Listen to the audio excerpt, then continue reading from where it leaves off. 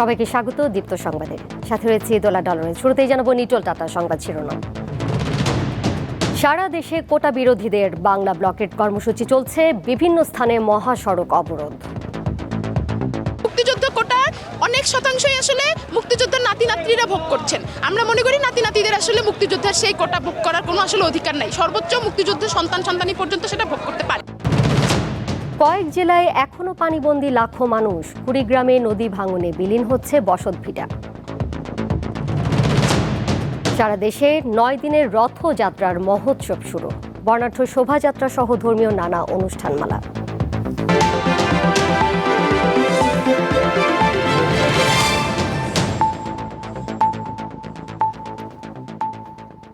সরকারি চাকরিতে কোটা বাতিলের দাবিতে রাজধানীর পাশাপাশি সারা দেশে আন্দোলন করছেন শিক্ষার্থীরা। এর অংশ হিসেবে বেলা 11টার দিকে জাহাঙ্গীরনগর বিশ্ববিদ্যালয়ের প্রধান ফটকের সামনে ঢাকা রিচা মহাসড়ক অবরোধ করেন বিক্ষোভকারীরা। এ সময় সড়কের দুই পাশে আটকা পড়ে অসংখ্য যানবাহন। প্রায় 2 ঘন্টা পর সড়ক থেকে অবরোধ তুলে নেন শিক্ষার্থীরা। এছাড়া হাজী মোহাম্মদ দানেশ বিজ্ঞান ও প্রযুক্তি বিশ্ববিদ্যালয়ের শিক্ষার্থীরা দিনাজপুরে 10 মাইল এলাকায় মহাসড়ক অবরোধ করে বিক্ষোভ করেন।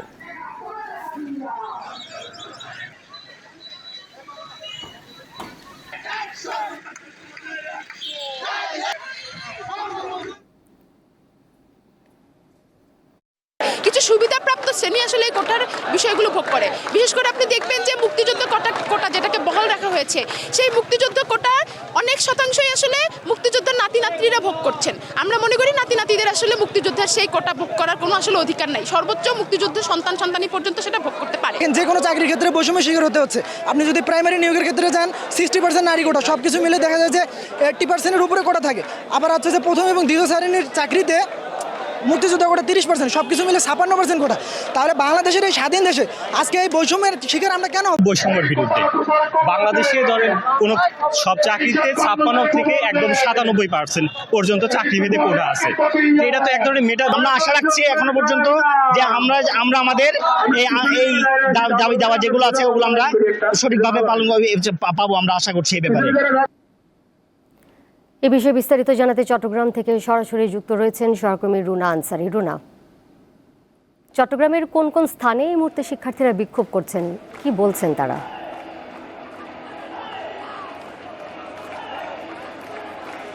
ডোলা চট্টগ্রাম 2 নম্বর গেটের এই মোড়ে বিকেল 3টা থেকে চট্টগ্রাম বিশ্ববিদ্যালয়ের শিক্ষার্থীর পাশাপাশি এখানে সাধারণ শিক্ষার্থীরা তারা অবস্থান নিয়ে আন্দোলনে যোগ দিয়েছেন এবং তাদের একটি দাবি, সেটি হচ্ছে 2018 সালের যে পরিপত্র পুনর্বহালের দাবিতে তারা আজকের এই কোটা বাতিলের দাবিতে তারা এখানে অবস্থান নিয়েছে এবং তারা বলছে কোনোভাবে এই দেশে বৈষম্য করা যাবে না এবং 56% যে কোটা, সে কোটা বাতিল করে মেধাবীদের জায়গা করে দিতে হবে। কোটার ফাঁকে যেন মেধাবীরা ঝরে না পড়ে, সেটা তারা দাবি জানাচ্ছেন। তারা বলছেন বাংলাদেশে যে পরিমাণ মেধাবীরা আসলে কোনো জায়গায় সুযোগ না পেয়ে, কোটার কারণে তারা সুযোগ না পেয়ে দেশ ছেড়ে বিভিন্ন জায়গায় চলে যাচ্ছে, এই যে মেধাশূন্য হয়ে যাচ্ছে সেটিও তারা এখানে তুলে ধরছেন এবং তারা বলছেন মেধাবীদেরকে ধরে রাখার জন্য বাংলাদেশকে যদি সত্যিকার অর্থে স্মার্ট বাংলাদেশ করতে চায় তাহলে মেধাবীদেরকে জায়গা দিয়ে কোটা প্রথা বাতিল করে মেধাবীদেরকে জায়গা দিয়ে বাংলাদেশকে স্মার্ট করতে হবে, নতুবা কোনোভাবে বাংলাদেশকে স্মার্ট করা যাবে না, এটাই বলছেন। এখানে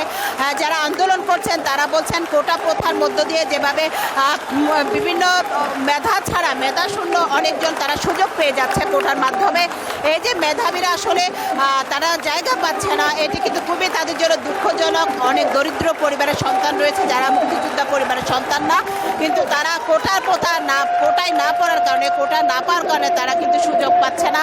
এভাবেই কিন্তু তারা আসলে আজকের যে আন্দোলন, এই আন্দোলনে একটু দেখাতে চায় ডোলা সাধারণ শিক্ষার্থী যারা, তারা কিন্তু বিশ্ববিদ্যালয় শিক্ষার্থীদের সাথে সাথে কিন্তু চট্টগ্রামের বিভিন্ন শিক্ষা প্রতিষ্ঠানের কিন্তু শিক্ষার্থীরা তারা যোগ দিয়েছেন এবং তারা সবাই দাবি করছেন যতক্ষণ না তাদের দাবি মানা হবে ততক্ষণ তারা এই যে আন্দোলন, তারা আন্দোলন চালিয়ে যাবেন এবং স্বাধীনতা 53 বছর পরও কেন তাদেরকে মেধাকে জায়গা দেওয়ার জন্য, মেধাকে মূল্যায়ন করার জন্য তাদেরকে আন্দোলনে আসতে হচ্ছে, সেটি তারা আসলে প্রশ্ন রেখেছেন। তারা বলছেন তারা টেবিল ছেড়ে এখানে এসছেন, কিন্তু তারা আন্দোলনের জায়গা ছেড়ে যাবেন না, তারা টেবিল ছেড়ে এখানে আন্দোলনের জন্য আসলো, তারা এই আন্দোলনের মাঠ তারা ছেড়ে যাবেন না এমনটাই বলছেন।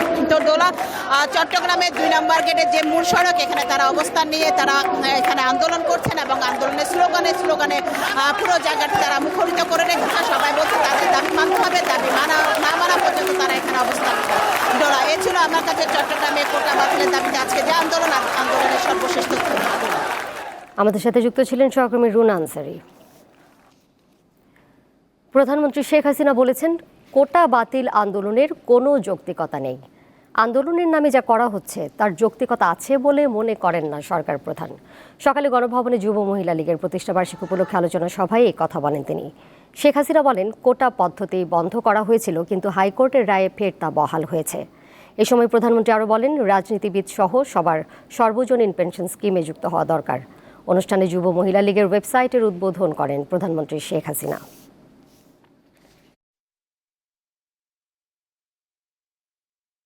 ছেলেমেয়েরা লেখাপড়া বাদ দিয়ে এখন কোটা বিরোধী আন্দোলন করে, সেখানে মেয়েরাও করে। এখানে আমার একটা প্রশ্ন আছে, যারা এর আগে কোটা বিরোধী আন্দোলন করেছিল তারা যে পাবলিক সার্ভিস কমিশনে কতজন পরীক্ষা দিয়েছিল আর কতজন পাস করেছে সেই হিসাবটা একটু বের করা দরকার। আর হাইকোর্টের রায়, এটার বিরুদ্ধে এভাবে আন্দোলন করা এটা তো সাবজুডিস, কারণ আমরা সরকার থেকে কিন্তু এভাবে কোনো কথা বলতে পারি না, কারণ হাইকোর্ট রায় দিলে সেখানে হাইকোর্ট থেকেই আবার আসতে হবে। কিন্তু আজকে আন্দোলনের নামে যেটা আবার করা হচ্ছে, পড়াশোনার সময় নষ্ট করা, এটারও কোনো যৌক্তিকতা আছে বলে আমি মনে করি না। রাজধানীতে কোটা বিরোধী আন্দোলনের খবর জানাতে এবার সায়েন্স ল্যাব এলাকা থেকে সরাসরি যুক্ত রয়েছেন সহকর্মী নূর আলম। আন্দোলনকারীরা ঢাকায় কয়টি পয়েন্টে সড়ক অবরোধ করেছে, যান চলাচলের পরিস্থিতি সম্পর্কে আমাদেরকে জানাবেন। আরেকটি বিষয় জানতে চাই যে প্রধানমন্ত্রী আজ বক্তব্য দিয়েছেন যে কোটা বাতিলের যে আন্দোলন সেটি আসলে কোনো যৌক্তিকতা নেই। এই পরিপ্রেক্ষিতে কি শিক্ষার্থীরা কিছু বলছেন, তাদের প্রতিক্রিয়া কি?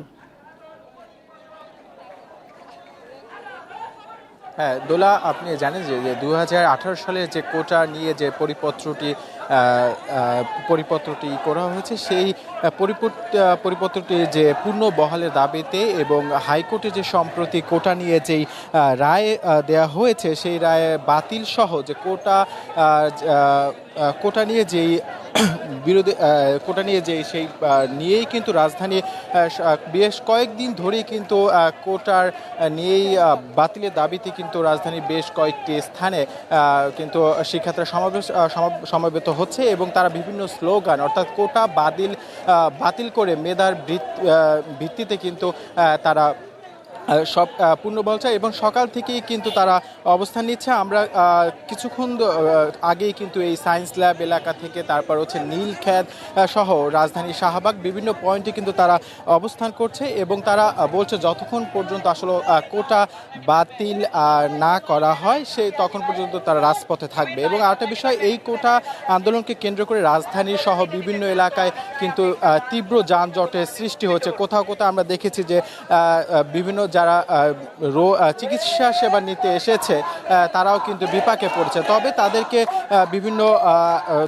ভাবে ছেড়ে দিয়েছে। আপনি দেখছেন যে পুরো এলাকা যে আন্দোলন, কোটা বিরোধী যে আন্দোলন, যেহেতু মুখরিত হয়ে উঠছে এবং তারা কোটা পদ্ধতি বাতিল করে মেধার ভিত্তিতে যে নিয়োগগুলো রয়েছে সেগুলো তারা আবারও দাবি করেছে। আজকে জানেন যে মাননীয় প্রধানমন্ত্রী যে বিষয়টা বলছেন, সেক্ষেত্রে সাথে কথা বলেছি যে মাননীয় প্রধানমন্ত্রীর হস্তক্ষেপ আসলে তারা চাচ্ছেন যে আসলে কোটা বাতিল করার পরিপ্রেক্ষিতে যেন মেধার ভিত্তিতে যে তারা রয়েছে। এবং জানেন যে 2018 সালে যে পরিপত্র দেওয়া হয়েছে সেটা কিন্তু তারা পূর্ণ বহাল, তারা কিন্তু সেই দাবিতে কিন্তু রাজপথে আছেন। এবং আমরা এখানকে তারা করেছি যে আপনি দেখতেই পাচ্ছেন যে স্লোগানে যে সংবিধানের যে মূল কথা, আইনের সমতা, এই বিভিন্ন স্লোগানে কিন্তু আসলে মুখরিত হয়ে উঠছে রাজপথ। এবং দেখতেই পাচ্ছেন আসলে এই আন্দোলন তারা বলছে যতক্ষণ পর্যন্ত এই কোটার আন্দোলন মেনে না নেওয়া হবে ততক্ষণ পর্যন্ত তারা রাজপথে থাকবে। দোলা, আমাদের সাথে যুক্ত ছিলেন সহকর্মী নূর আলম। সর্বজনীন পেনশন স্কিম প্রত্যাহারের দাবিতে টানা কর্মবিরতি পালন করছেন বিভিন্ন পাবলিক বিশ্ববিদ্যালয়ের শিক্ষক ও কর্মচারীরা।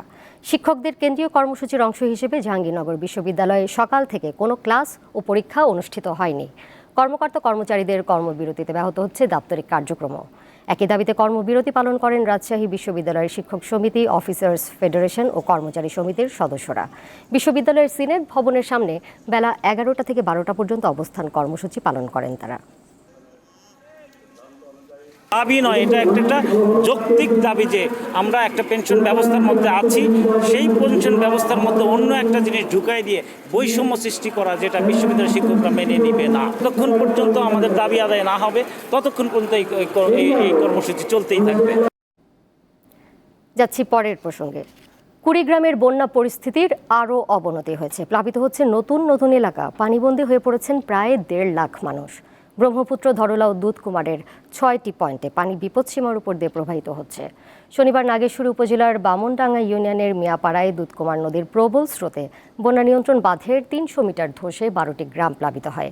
গত এক সপ্তাহ ধরে বন্যার পানিতে তলিয়ে রয়েছে হাজারো ঘরবাড়ি, অসংখ্য কাঁচা পাকা সড়ক।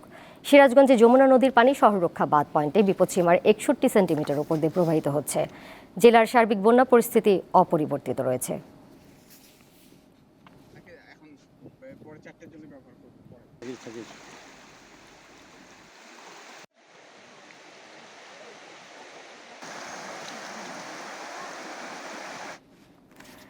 কুড়িগ্রামে ধরলা ও ব্রহ্মপুত্রের ভাঙনে বিলীন হচ্ছে বসতভিটা, ফসলি জমি ও গাছপালা সহ বিভিন্ন স্থাপনা। ঝুঁকির মুখে রয়েছে শিক্ষা প্রতিষ্ঠান, কমিউনিটি ক্লিনিক, বন্যা আশ্রয় কেন্দ্র ও ধর্মীয় প্রতিষ্ঠান সহ বিভিন্ন স্থাপনা। ধরলার ভাঙনে 5 দিনে কুড়িগ্রামের উলিপুর উপজেলার বেগমগঞ্জ ইউনিয়নের খুদিরকুঠি এবং ব্রহ্মপুত্র ভাঙনে মোল্লারহাট, সরকারপাড়া, ব্যাপারীপাড়ার শতাধিক বাড়ি নদীর গর্ভে বিলীন হয়েছে। তিস্তার ভাঙন দেখা দিয়েছে উলিপুর ও রাজারহাট উপজেলার 8 স্থানে। এছাড়া ধরলার ভাঙনে সদর উপজেলার হলখানা ইউনিয়নের আরাজি পলাশবাড়ি, সুভারকুঠি সহ মোগলবাসা ইউনিয়নের সীতাইঝাড়ে। ফলে ভাঙন আতঙ্কে রয়েছে অনেকে। কোথায় থাকবো, কি করব নিজেই বুঝতে পারতেছি না। বেগমগঞ্জবাসীর মনে শুধু হতাশা আর হাহাকার। জায়গা জমি নাই, এখন কোথায় নিয়ে যাব, কি করব। নদী ভাঙনে মাথা গোঁজার ঠাঁই হারিয়ে দিশেহারা স্থানীয়দের অভিযোগ, স্থানীয় জনপ্রতিনিধি বা প্রশাসনের পক্ষ থেকে কোনো উদ্যোগ নেওয়া হয়নি। সমস্ত কিছু নদী গর্ভে চলে যাচ্ছে, সরকারি কোনো অনুদান নাই। সরকার যে নদীটা ভাঙনের জন্য কোনো ব্যবস্থা নেবে সেটাও নিতেছে না। এলাকা একবারে ভাঙি নিষ্কীর্ণ হয়ে গেছে, এখানে কোনো অনুদান পাচ্ছি না। অগ্রাধিকারের ভিত্তিতে ভাঙন প্রতিরোধে কাজ করার আশ্বাস দিয়েছেন পানি উন্নয়ন বোর্ড। আমাদের যে সামর্থ্য আছে, পুরো সামর্থ্য প্রয়োগ করে কিভাবে আমরা লোকজনের আসলে জানমালের নিরাপত্তা দিতে পারি। শুধু আশ্বাস নয়, জরুরি ভিত্তিতে ভাঙন রোধে পদক্ষেপ নেওয়ার দাবি ক্ষতিগ্রস্তদের। দীপ্ত, বার্তাকক্ষ। বর্ণাঢ্য আয়োজনে শুরু হলো সনাতন ধর্মাবলম্বীদের অন্যতম ধর্মীয় অনুষ্ঠান শ্রী শ্রী জগন্নাথ দেবের 9 দিনব্যাপী রথযাত্রা উৎসব। এ উপলক্ষে নারায়ণগঞ্জের রথযাত্রাটি শহরের নিতাইগঞ্জ ও দেওভোগ থেকে শুরু হয়ে শহরের 2 নং রেলগেট, খানপুর ও কালীবাজার সহ বিভিন্ন সড়ক প্রদক্ষিণ করে। গাজীপুরে শুরু হয়েছে রথমেলা। এর আগে সকালে শহরে রথ টানের মধ্য দিয়ে আনুষ্ঠানিকভাবে রথযাত্রা শুরু হয়। এছাড়া পটুয়াখালীর কলাপাড়ায় রথযাত্রায় অংশ নেন নানা বয়সের শত শত সনাতন ধর্মাবলম্বীর নারী ও পুরুষ।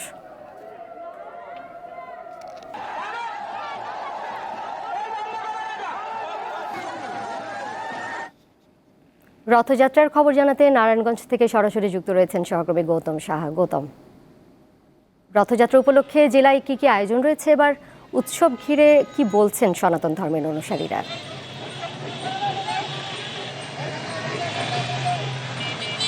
সনাতন ধর্মীদের মতে চন্দ্র আসরের শুল্কা পক্ষের দ্বিতীয় তিথিতে এই রথযাত্রা আয়োজন করা হয়। এই শত শত বছর ধরে হিন্দু ধর্মীদের বিশ্বাস থেকে এই রথযাত্রা পালন করা হয়। নারায়ণগঞ্জে কিন্তু উৎসবমুখর পরিবেশে এই রথযাত্রা পালন করা হচ্ছে। সকাল থেকেই পূজা অর্চনা, যজ্ঞ অনুষ্ঠান, বিভিন্ন যে পূজার সরঞ্জামি দিয়ে তারা জগন্নাথকে পূজা করে তখন কিন্তু তারা রথের উপর চড়িয়ে তারা কিন্তু সেই কিছুক্ষণ আগেই সেই শোভাযাত্রাটি শুরু করেছে। শহরের বিভিন্ন প্রান্ত থেকে কিন্তু মন্দির মণ্ডপ থেকে এই রথযাত্রা নিয়ে তারা বের হয়েছে। এই জগন্নাথ দেব জগতের ঈশ্বর বলে তারা বিশ্বাস করেন, তার সান্নিধ্য পেলে তারা কিন্তু এই মুক্তি লাভ করবেন এবং জীবমূল রূপে তারা আর আবির্ভাব হবে না বলে সেই বিশ্বাস থেকে কিন্তু জগন্নাথ দেবকে রথে চড়িয়ে তারা কিন্তু এই রথযাত্রা পালন করেন। আজকে 9 দিনব্যাপী রথযাত্রার আজকে কিন্তু প্রথম দিন। এই প্রথম দিনে নারায়ণগঞ্জের দেবক, গোপালজিউ, রাখড়া, বিভিন্ন মন্দির থেকে এই নিতাইগঞ্জ, দেবক, 2 নম্বর রেলগেট, চাষারা, কালীবাজার সহ শহরের প্রধান প্রধান সড়কগুলো কিন্তু এই শোভাযাত্রার মাধ্যমে তারা কিন্তু প্রদক্ষিণ করেছেন। আমি কথা বলেছিলাম নারায়ণগঞ্জের পুলিশ সুপার গোলাম মোস্তফা রাসেল, তিনি যে বিষয়টি জানিয়েছেন নারায়ণগঞ্জের এই রথযাত্রা উদযাপন শান্তিপূর্ণ করতে, হিন্দু ধর্মাবলম্বীদের জন্য নির্বিঘ্ন করার জন্য 3 স্তরের নিরাপত্তা ব্যবস্থা গ্রহণ করা হয়েছে। শহরের বিভিন্ন প্রান্তে কিন্তু পুলিশ সদস্যরা মোতায়েন রয়েছেন, সেই সাথে পূজা মণ্ডপগুলোতে কিন্তু পুলিশ সদস্য মোতায়েন করা হয়েছে এবং সেই সাথে কিন্তু ট্রাফিক পুলিশের সদস্যরা বিভিন্ন প্রান্তে কাজ করেছেন। আমি কথা বলেছিলাম নারায়ণগঞ্জের যে পূজোজ্জীবন পরিষদ রয়েছেন তারা কিন্তু যে বিষয়টি জানিয়েছেন, তারা কিন্তু বিভিন্ন স্বেচ্ছাসেবী কিন্তু এখানে নিয়োগ করেছেন এবং শান্তিপূর্ণভাবেই কিন্তু এই শোভাযাত্রাটি পালন করা হচ্ছে এবং সেই সাথে আগামী 15ই জুলাই কিন্তু উল্টো রথের শোভাযাত্রার মধ্য দিয়ে কিন্তু এই রথযাত্রা শেষ হবে। এই ছিল আসলে আমাদের হিন্দু ধর্মের রথযাত্রার সর্বশেষ। নারায়ণগঞ্জ থেকে যুক্ত ছিলেন সহকর্মী গৌতম সাহা। সাতক্ষীরার কলারোয়ার সিংহলাল গ্রামে বিরিয়ানি খেয়ে শতাধিক নারী, পুরুষ ও শিশু অসুস্থ হয়ে পড়েছেন। তাদের কলারোয়া উপজেলা স্বাস্থ্যকেন্দ্রে ভর্তি করা হয়েছে। স্থানীয় ইউপি সদস্য জানান, শনিবার সন্ধ্যায় সিংহলাল বাজারে এক অনুষ্ঠানের জন্য নবাব বিরিয়ানি হাউস নামের একটি হোটেল থেকে খাবার আনা হয়। সেই বিরিয়ানি খাওয়ার কিছুক্ষণ পরেই সবার বমি ও পেটে ব্যথা শুরু হয়। প্রাথমিকভাবে ধারণা করা হচ্ছে খাবারে বিষক্রিয়ার কারণে এই অবস্থা দেখা দেয়।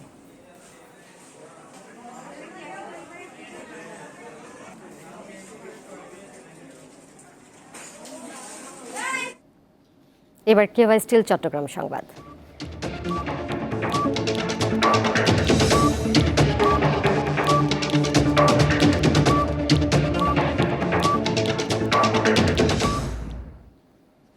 ব্রাহ্মণবাড়িয়ার কসবায় বিদ্যুৎস্পৃষ্ট হয়ে 2 শ্রমিকের মৃত্যু হয়েছে। কুমিল্লা সিলেট মহাসড়কের মনকাশাই এলাকায় এই দুর্ঘটনা ঘটে। পুলিশ জানায় 4 লেন সড়ক নির্মাণ কাজের জন্য সকাল থেকে গাছ কাটার কাজ চলছে। দুপুরে কেটে রাখা কিছু গাছ ক্রেন দিয়ে ট্রাকে ওঠানোর সময় সড়কের পাশে থাকা বিদ্যুতের খুঁটি থেকে তার ছিঁড়ে পড়ে। এতে 2 জন বিদ্যুৎস্পৃষ্ট হয়ে ঘটনাস্থলেই মারা যায়।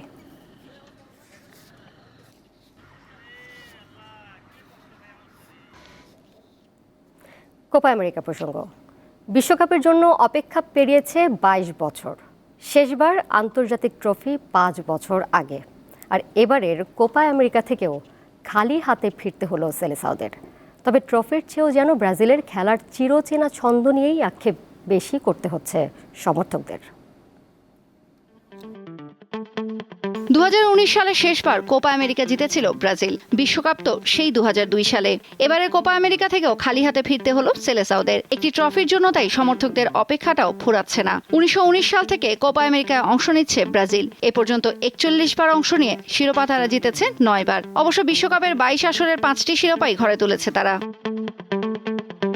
ব্রাজিলকে উৎসাহ দিতে হেক্সা মিশন শব্দটি আলোচনায় আনেন সমর্থকরা। তবে প্রতিবারই হতাশ হয়েছেন তারা।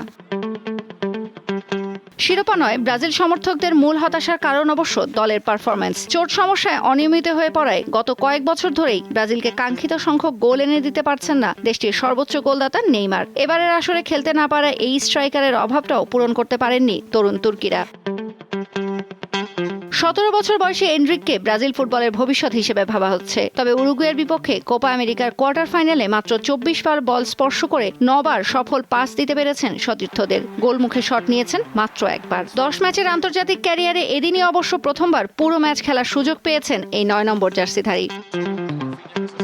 উরুগুয়ের বিপক্ষে ম্যাচে মূলত নিষ্প্রভ ছিল ব্রাজিলের মধ্যমাঠ। একই চিত্র ছিল কলম্বিয়ার বিপক্ষে গ্রুপ পর্বের শেষ ম্যাচেও। সে সময়ও মনে হয়েছে আক্রমণে থাকা ভিনিসিয়াস আর রড্রিগো যেন ক্লাব ফুটবলের অভ্যস্ত জীবনে মধ্যমাঠ থেকে টনি ক্রুস আর লুকা মডরিচের বানানো বলের অপেক্ষায় ছিলেন। মধ্যমাঠের চেয়ে বরাবরই ব্রাজিলের আক্রমণ ভাগ ছিল শক্তিশালী। তবে গত কয়েক বছরে সেলেসাওদের সবচেয়ে দুর্বলতার জায়গা সেই আক্রমণই। নেইমার ছাড়া আর কেউই নিজেদের সঠিক নিশানায় আস্থা অর্জন করতে পারেননি। এনরিক ম্যাচ শেষে আগামী বিশ্বকাপের জন্য স্বপ্ন দেখালেও বর্তমান অধিনায়ক দানিলোর কথা মেনেই সমর্থকদের হয়তো আরও দীর্ঘ সময় অপেক্ষা করতে হবে ট্রফির জন্য। তৌসিয়া ইসলাম, দীপ্ত স্পোর্টস। শেষ করব দীপ্ত সংবাদ। যাবার আগে নিটোল টাটা সংবাদ শিরোনাম জানিয়ে দেব আরও একবার। সারা দেশে কোটা বিরোধীদের বাংলা ব্লকেট কর্মসূচি চলছে। বিভিন্ন স্থানে মহাসড়ক অবরোধ। কয়েক জেলায় এখনও পানিবন্দী লাখো মানুষ। কুড়িগ্রামে নদী ভাঙনে বিলীন হচ্ছে বসতভিটা। সারা দেশে 9 দিনের রথযাত্রার মহোৎসব শুরু, বর্ণাঢ্য শোভাযাত্রা সহ ধর্মীয় নানা অনুষ্ঠানমালা। এই ছিল এখনকার মতো। পরের সংবাদ সন্ধ্যা 6টা 50 দেখার আমন্ত্রণ রইল। এছাড়া আরও তথ্য এবং বিনোদনের নানা খবরাখবর জানতে যুক্ত থাকুন দীপ্তর ডিজিটাল প্ল্যাটফর্মে। সবাইকে ধন্যবাদ।